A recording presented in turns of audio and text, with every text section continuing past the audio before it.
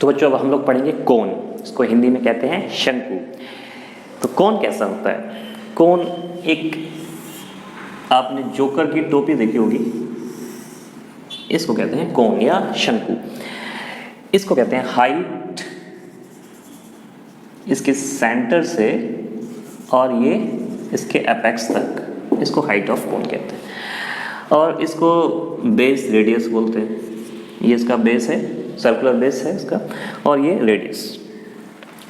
इसके वॉल्यूम और curved surface, यानी ये वाला सरफेस का एरिया, ये आप लोग जानते हैं, मैं लिख रहा हूँ।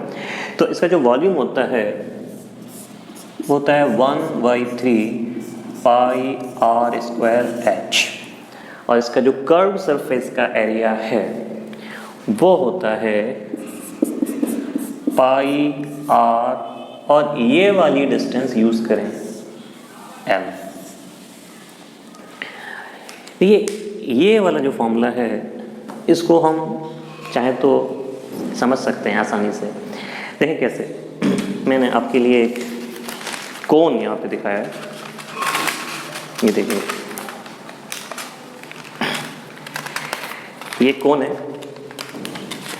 और कोन की ये वाली लेंथ मैंने दे रखी L।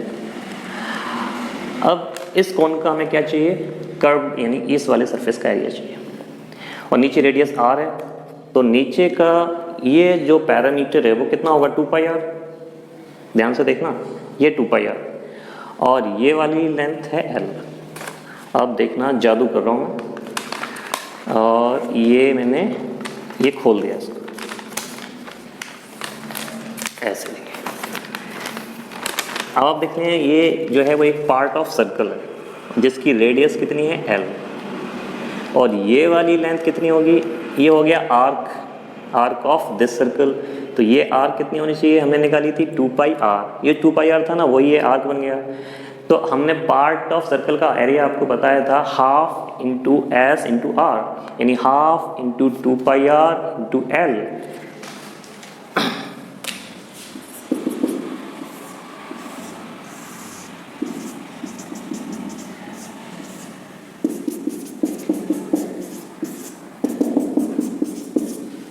है ना जादू। तो आप आसानी से ये वाला एरिया निकाल सकते थे। ये एरिया यही वाला एरिया है। तो जो कर्व्ड एरिया है एक कोन का, यानी आप जब आप कोन को ऐसे खोलेंगे तो एक पार्ट ऑफ सर्कल निकलेगा वहाँ पे। तो वो पार्ट ऑफ सर्कल का एरिया आप आसानी से समझ सकते थे, half into S into R, half into R into radius. Radius की वैल्यू अभी L। तो इस तरीके से हमने याद रख सकते हैं कि एरिया जो है वो πr/L है एक कोन का। आप आसानी से याद रख सकते हैं। अब कोन में भी पार्ट ऑफ कोन हो सकता है, तो वो सब भी आप लोग कर सकते हैं। जैसे हमने पहले किया था कि अगर एक हाफ कोन है इस तरीके से, तो हाफ कोन का सरफेस एरिया क्या होगा, वॉल्यूम क्या होगा, तो वो सब चीज़ें आप लोग निकाल सकते हैं। तो करेंगे आप लोग ये सब काम खुद से करना कि एक कोन है उसका हाफ कोन कर दिया तो सरफेस एरिया क्या होना चाहिए, उसका वॉल्यूम क्या होना चाहिए, ये सारी चीज़ें आप लोग कर सकते हैं। तो हम लोग अब आगे बढ़ते हैं। So next part is cylinder.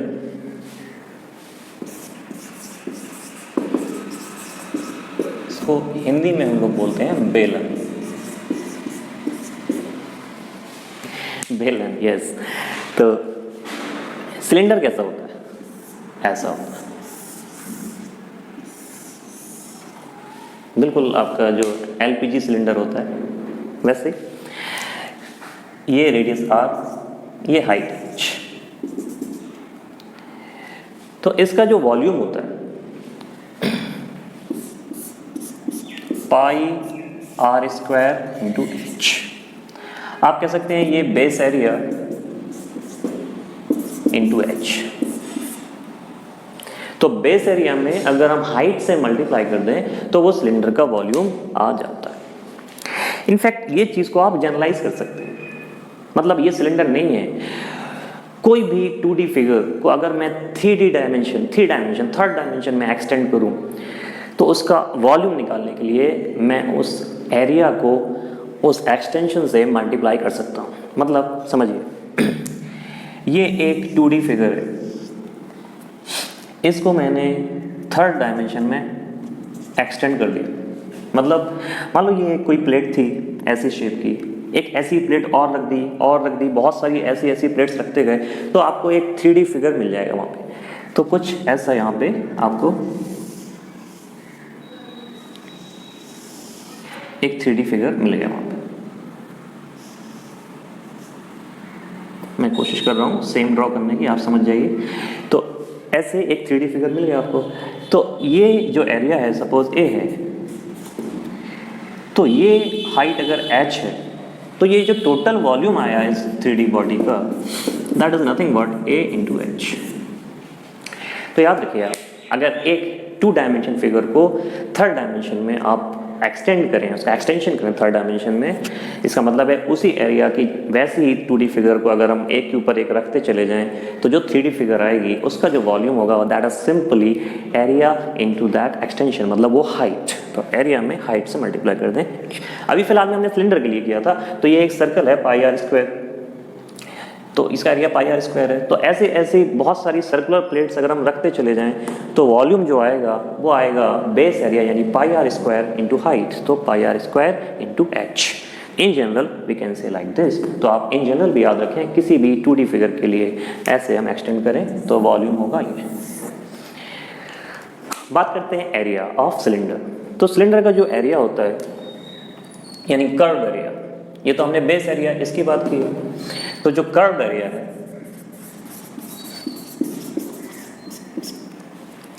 इसको भी हम वैसे ही जो हमने कोन में जो जादू किया था वैसे कर सकते हैं। देखिए बताते हैं आपको।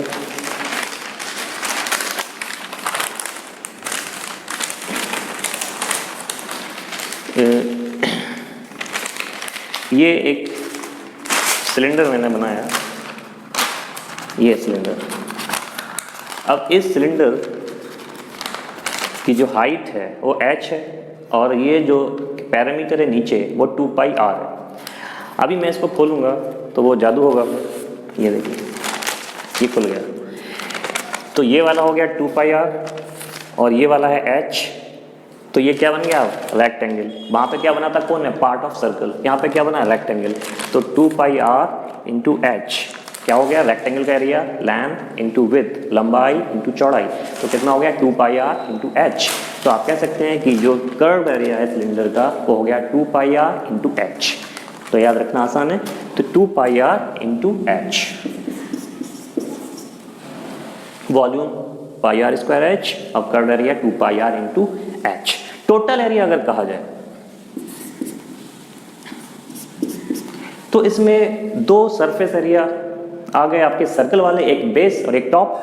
तो ये हो जाएगा 2 pi R H plus 2 pi R square. ये आपका टोटल एरिया यहाँ पे हो जाएगा। तो इस तरह से हम टोटल एरिया भी निकाल सकते हैं। ये बात हो गई आपकी सिलेंडर की। सिलेंडर में भी अगर मैं पार्ट ऑफ सिलेंडर की बात करूं आपसे, जैसे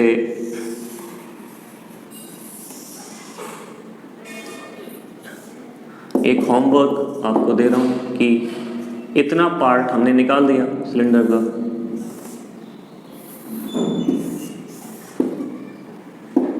बाकी बचे हुए पार्ट का आपको बताना है। बाकी बचे हुए पार्ट का वॉल्यूम क्या होगा और सरफेस एरिया क्या होगा, टोटल सरफेस एरिया। इतना पार्ट हमने निकाल दिया,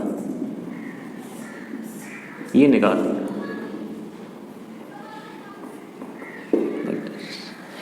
तो ये आप क्वेश्चन करेंगे, ये एक होमवर्क है आपके लिए। बाकी पार्ट बचे हुए पार्ट का वॉल्यूम निकालना है, इसकी रेडियस r है, इसकी हाइट h है, ये गिवन है क्वेश्चन। तो ये सब आप कर सकते हैं।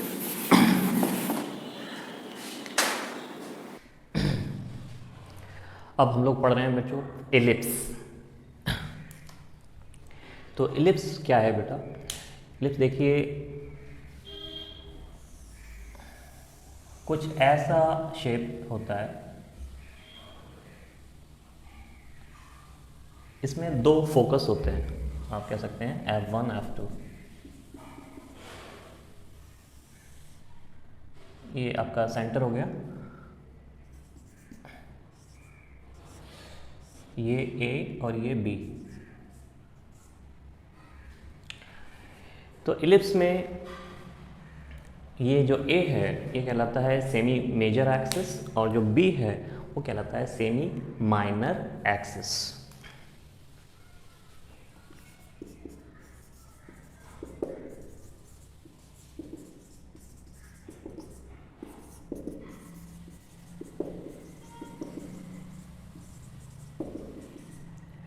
इसका जो एरिया होता है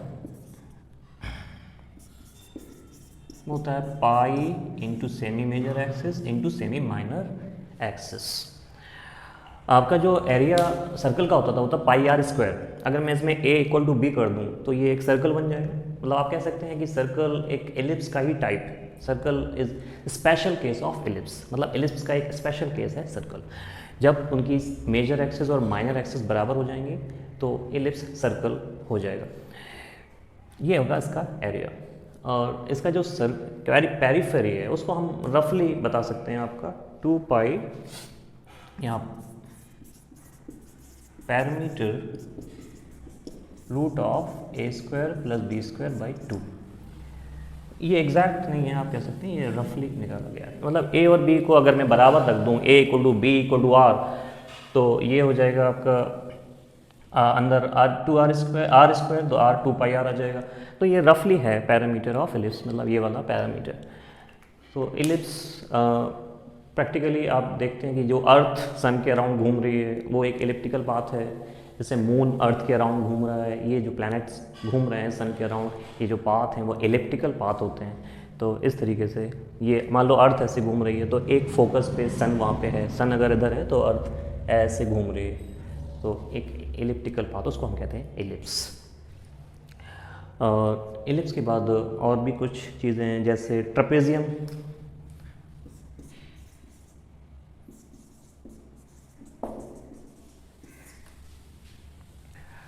ट्रेपेजियम का मतलब है कुछ ऐसा शेप, एक 2D फिगर है।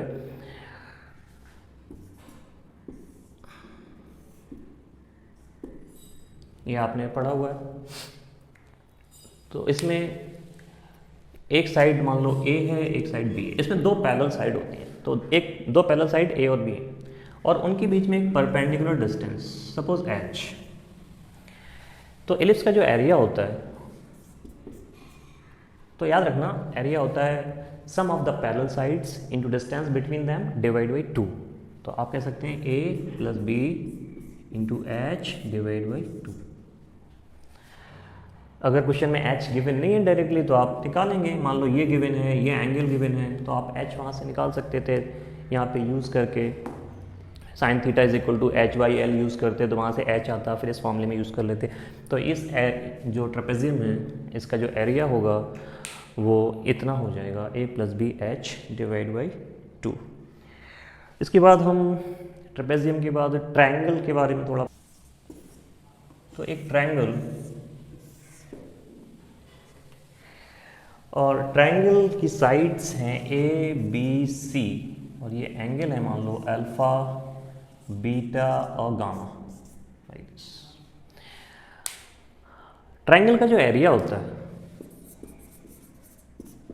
इसको लिखने के बहुत सारे तरीके हैं। तो एक तरीका उनमें से है half into base into height. सब लोग जानते हैं, लेकिन वो हाइट कैसे लेनी है और बेस कैसे लेना है वो ध्यान रखना। आप किसी को भी बेस मान सकते थे। मान लो आप इसको बेस मानते हैं ए को, तो आपको फिर यहाँ से हाइट ऐसे परपेंडिकुलर डाल के निकालनी पड़ती, तो ये वाली हाइट आपको चाहिए पड़ती। तो अगर मैं ए को बेस लेता वहाँ पे तो हाफ इंटू ए, तो ये वाली हाइट चाहिए। तो ये हाइट कैसे निकाली जा सकती है, वो इस ट्रायंगल से निकाली जा सकती है। तो आप देख रहे हैं कि ये वाली ट्रायंगल से अगर देखें, ये गामा है, ये बी है, और ये आपको चाहिए, ये आपको चाहिए।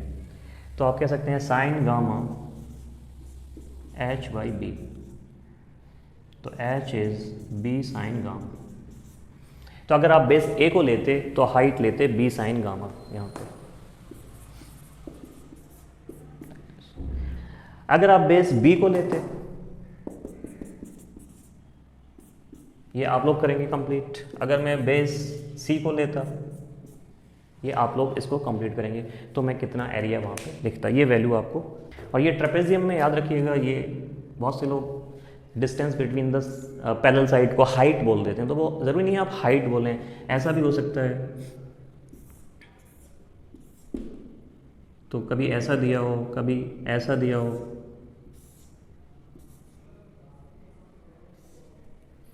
तो आपको ध्यान रखना है कि आपको ये वाली डिस्टेंस चाहिए परपेंडिकुलर वाली। एच ये है, ए ये है, बी है, इस तरीके से। तो सम ऑफ द पैरेलल, आप इसको फॉर्मूले को ऐसे याद रखें ट्रेपेजियम का, sum of the parallel sides into distance between them divide by 2, इस तरीके से आप इसको याद रखें। अब इसका एक और फॉर्मूला है ट्रायंगल के लिए, S S minus A S minus B S minus C, area of triangle. यहाँ पे जो एस होता है वो होता है half of parameter of triangle, यानी A plus B plus C. ये चीज़ भी आप एरिया को ऐसे भी लिख सकते हैं, तो ये भी याद रख सकते हैं ट्रायंगल के एरिया के लिए। ठीक है, तो ट्रायंगल हम लोगों ने कर लिया। इसके बाद पैरेललोग्राम भी है।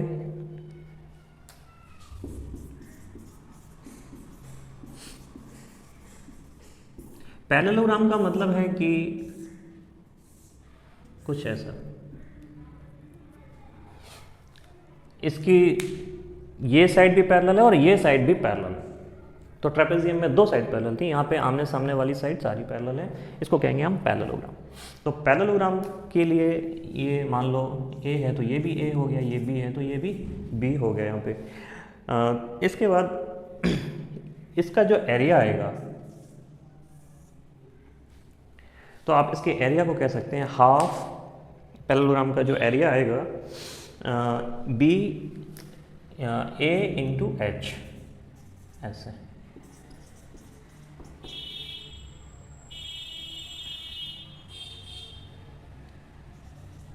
Like this. ये हम कैसे कह पा रहे हैं, क्योंकि ये एक तरह से आप कह सकते हैं कि दो ट्रायंगल बन गए यहाँ पे। तो हाफ ए इंटू एच ये वाला एरिया हो गया, और हाफ ए इंटू एच ये वाला एरिया हो जाएगा। तो ultimately half A into H, half into H, total area हो गया ए इंटू एच। तो एरिया ऑफ पैरेललोग्राम हो गया आपका ए इंटू एच। अगर एच नहीं दिया है तो आप बी का यूज़ करके, थीटा का यूज़ करके एच निकालेंगे। तो इसको आप बी थीटा के फॉर्म में आप लोग लिखेंगे, ये एरिया ए इंटू एच की वैल्यू बी और थीटा के फॉर्म में निकाल के आपको रखनी है। ये आप लोग कंप्लीट करेंगे तो एरिया ऑफ पैरेललोग्राम आप यहाँ से निकाल सकते हैं। तो ये सब छोटी छोटी चीज़ें हैं, हमने कर ली कंप्लीट।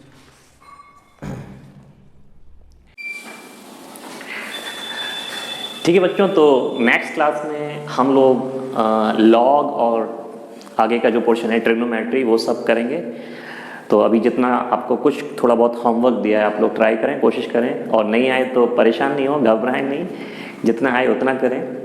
मैं हूँ यहाँ पे बताने के लिए आपको, तो परेशान नहीं होना है बिल्कुल भी, जितना आए उतना करना है। और वो लोग भी पेशेंस रखें जिनको सब कुछ आ गया कि सर क्यों इजी चीज़ें पढ़ा रहे हैं, हमें तो कुछ आगे का पढ़ना है, तो वो भी पेशेंस रखें, आपके लिए भी आएगा और इजी चीज़ें अभी जल्दी ख़त्म हो जाएंगी। ठीक है, फिर ऑल द बेस्ट, मिलते हैं।